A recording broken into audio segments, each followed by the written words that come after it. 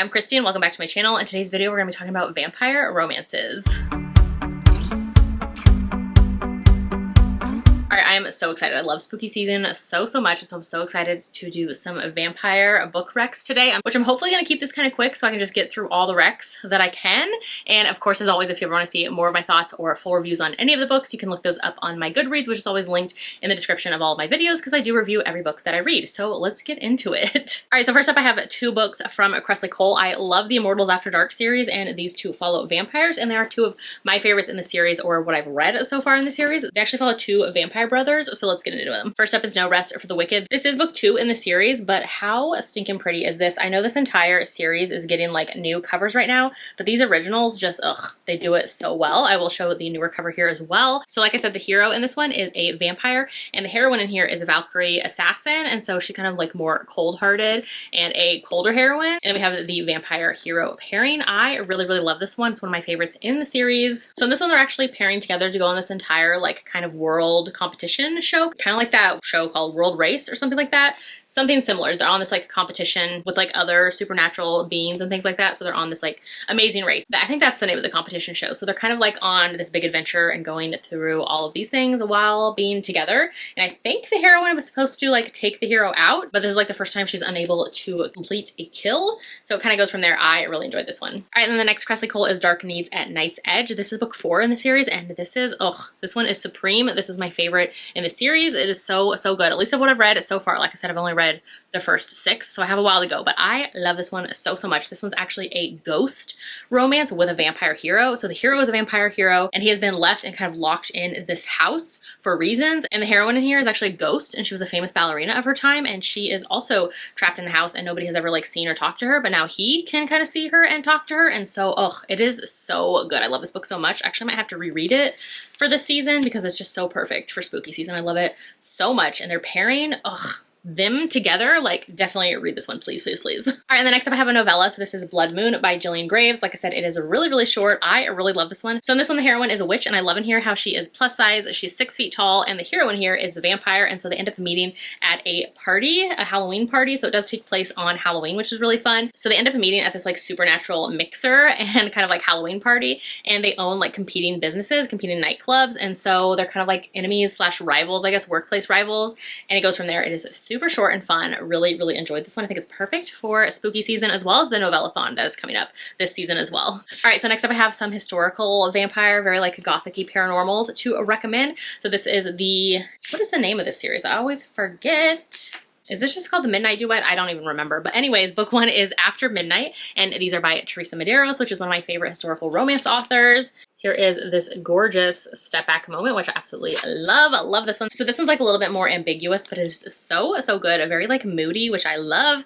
And so basically in here, the hero, he is kind of assumed to be a vampire because he's never out during the day. People never see him. He's very like charming and charismatic. So people just kind of like assume this about him. And he lives at like this old kind of like mansion that has gargoyles on it and kind of things like that. So he very much leans into that as well. And like he's only seen at parties at night, which I mean, of the times, right? So in here, the heroine is actually concerned for her sister because her sister has been hanging out with the hero who's a viscount, and so she's worried about her because she hears everything that the Ton is saying about him, and so she kind of steps in, and it kind of goes from there, and it is just so good. And then the next book in the duet is The Vampire Who Loved Me. Another gorgeous cover and a really pretty step back moment as well. So this one is the hero's brother's romance as well as the heroine's sister's romance. So it's very much like a family series. So definitely recommend reading both of these, honestly, which I feel like this one is possibly a book club pick for my friends Rachel from Rachel Reads and Sings and Lisa from Remarkably Lisa. I think this is their historical romance book club pick for this month, which if so, you totally need to read both of these. Perfect for the season. All right, so now jumping into some from Juliet Cross. So these are more contemporary, but they definitely have that paranormal spin. They are supernaturals. They follow these witch sisters in New Orleans. And then in here, the sisters get kind of paired up with other supernatural beings, but it has more of like a contemporary vibe and feel to it. They very much live in like the real world that we live in, but they're supernatural. supernaturals there. All right, so these both have the vampire heroes in them. So first up is Don't Hex and Drive. This is one of my favorites in the series. I love this entire series so much, but this one is definitely one of my favorite heroes. So the heroine in here, like I said, her and all of her sisters, they're witches, and in here she is a healer, I believe is her powers. Like they all have different powers. Yeah, she has conduit powers of growth and healing, and so in here she just likes to keep to her greenhouse. She likes to volunteer at the animal shelter and do all of those things and just keep to herself. And in here, I'm pretty sure the meet cute in here is she's riding her bike home from the store or to the store, something like that, and the hero is their new neighbor, and he actually runs into her with his car on her bike, and she's totally fine, but that is their meet cute moment. And so they're also kind of roped in to help out with this neighborhood mystery going on of these missing girls. And like I said, the heroine, she'd much rather just keep to herself and stay in her house and just do her own thing, but she's kind of roped into this to help out, and she's paired with a hero who's just like very flirty and charming, and I love Devraj so much. Definitely recommend reading this one. It's so good. The whole series is so good, but this one's definitely one of my favorites. All right, and then the next one is Resting Witch Face. So this is book 5 in the series. I kind of recommend reading the series in order, but I mean, if you're just here for the tropes and the supernatural characters of it all, I guess you could just read them in any order. They definitely could be standalones, but like I said, you get more out of them if you read them. The whole series, the whole family is so good. But anyways, this is book 5, Resting Witch Face, and this one is a second chance romance, and I love it so much. So the heroine in here is a witch, of course. Like I said, the entire family of her sisters are, and the hero in here is a vampire, and so they have a past. It's a second chance romance, which is one of my favorites, and it's just so good. The hero in here is also best friends with the hero of this book,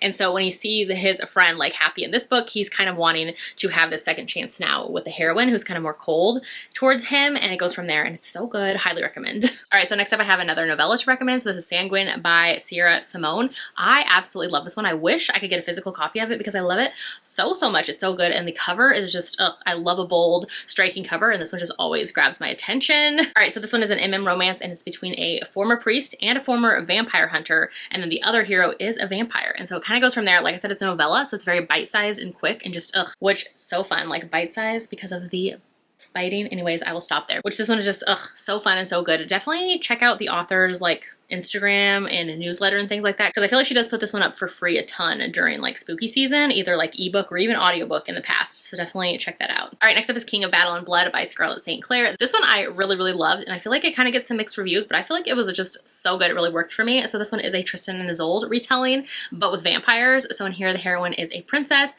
and her father's kind of kingdom is surrounded by this vampire army, and the hero is the Blood King and the leader of said vampire army. Basically in here, to end this years-long war, the heroine and the hero are supposed to get married to kind of keep this alliance between them, and it's just so good, and I loved it. I haven't continued on to book 2 in the series because I have heard kind of mixed things, but this first book, I really enjoyed it. This one, I was just really invested in the characters. I really enjoyed them. I love how the heroine is super stabby in here and just like really good with knives. I will say the whole like world and plot, maybe I wanted a little bit more there, but I really enjoyed the characters, so I was invested. So yeah, definitely check this one out. All right, next up is Feathers from the Sky by Jess Wisecup. So this is the first book in a different series from her. So the series is called The Hunting Vengeance Duet.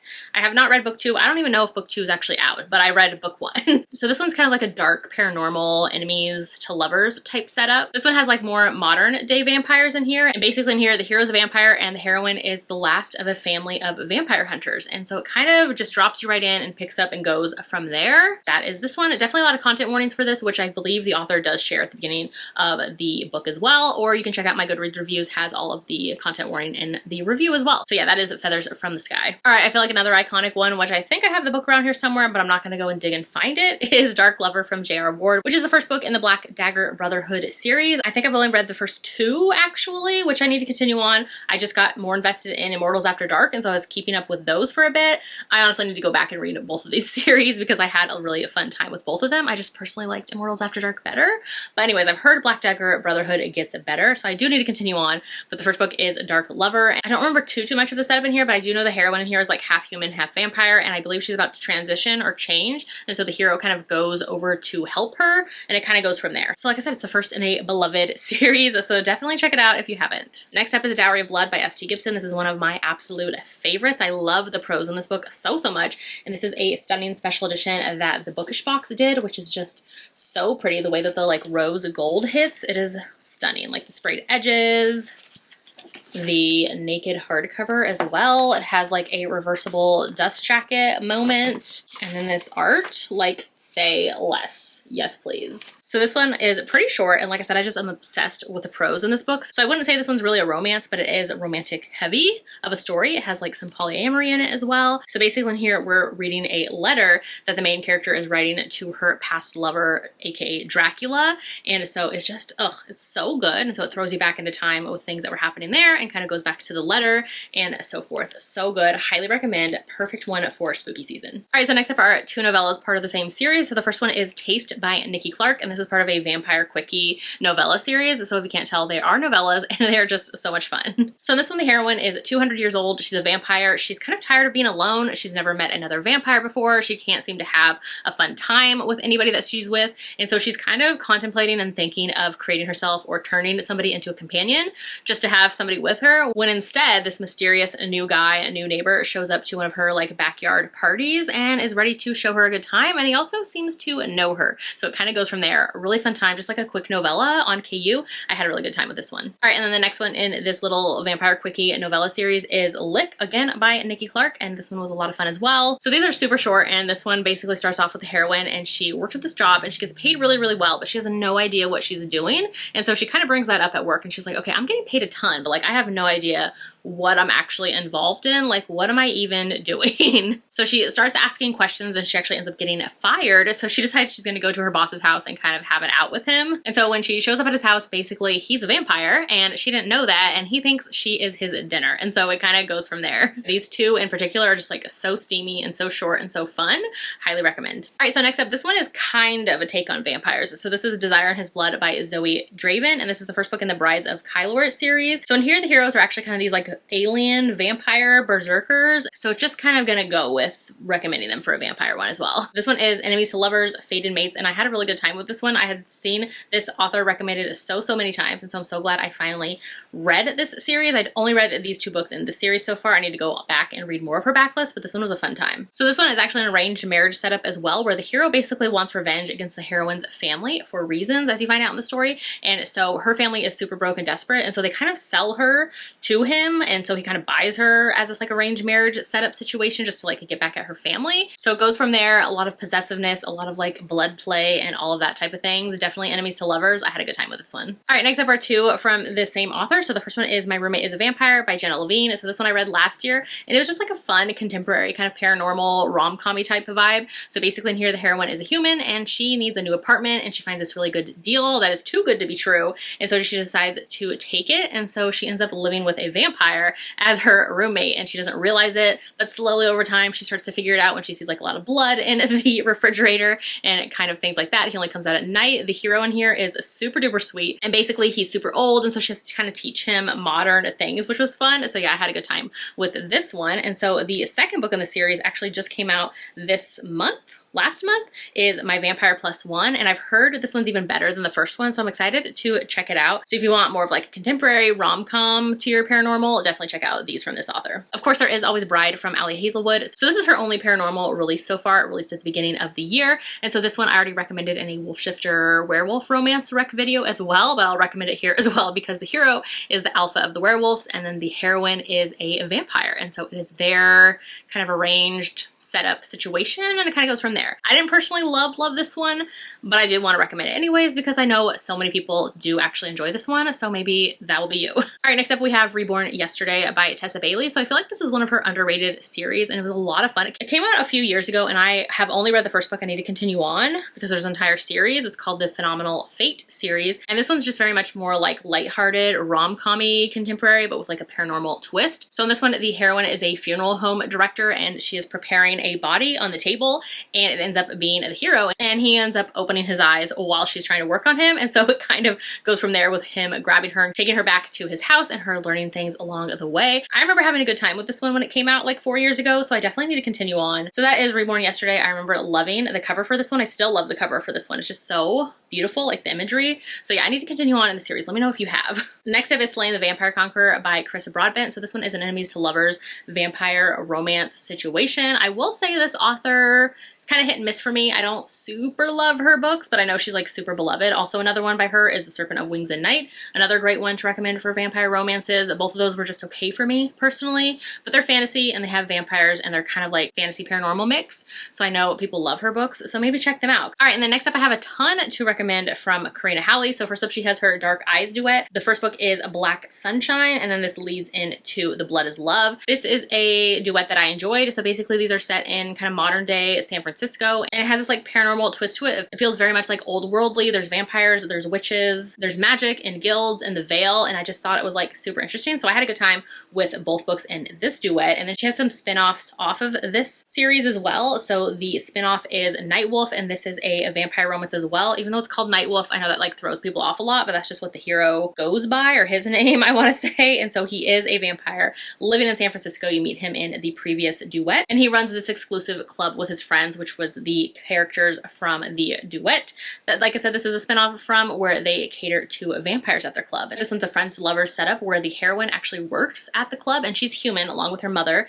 and she has to work and live at the club for reasons, and it kind of goes from there. And then if you've enjoyed any of those, or if you just want to pick up one of her other duets, so this is the Dracula duet, and the character in here, you've met him already in the previous 3 books that I just named. So if you're reading them in order, this would come after those other ones, but I guess you could read them any way you want anyways. But this is Blood Orange. So this is a really pretty special edition that the Bookish Box did, and it's just so stinking pretty. Like the naked hardcover, this reversible dust jacket moment is stunning as well. The oranges on there, just so stinking pretty. So this is actually a duet that I need to read. So this is on my TBR for the month, and I can't wait to get to it. Both books in the duet. Blood Orange is first, and the second book is Black Rose. They actually both recently released on audio, and my Hoopla and Libby usually have her audiobooks, so I cannot wait to finally get to this duet because I've heard really, really good things. So I'm very excited because this is like Dracula inspired. So yeah, I cannot wait. Let me know if you've read this duet or if you've read any of these from Karina Howley. I just love her books, honestly. They always work for me, whether they're contemporary